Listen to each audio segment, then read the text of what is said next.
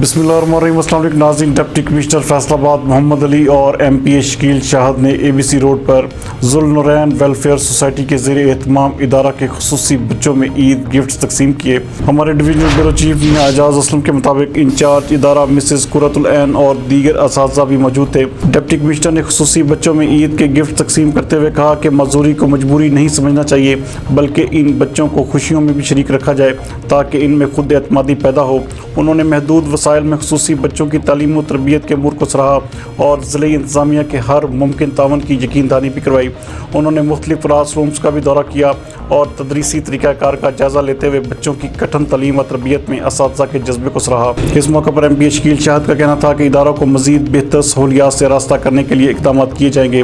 انہوں نے عید کی خوشیوں میں معذور بچوں کو بھی شامل کرنے کے اقدام کو سراہا۔ اس موقع پر مسز قرۃ العین نے ڈپٹی کمشنر محمد علی اور ایم پی اے شکیل شاہد کی آمد کا شکریہ ادا کرتے ہوئے ادارہ کی کارکردگی سے آگاہ کیا اور بعض مسائل کی نشاندہی بھی کی۔